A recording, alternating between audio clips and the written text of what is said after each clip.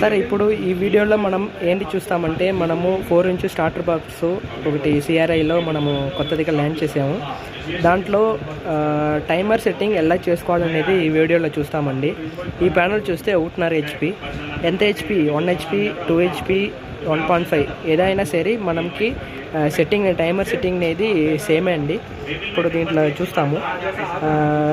First panel బాక్స్కి supply on చేసుకుంటాము. MCB పైకి లేపితే సప్లై వచ్చేస్తుంది.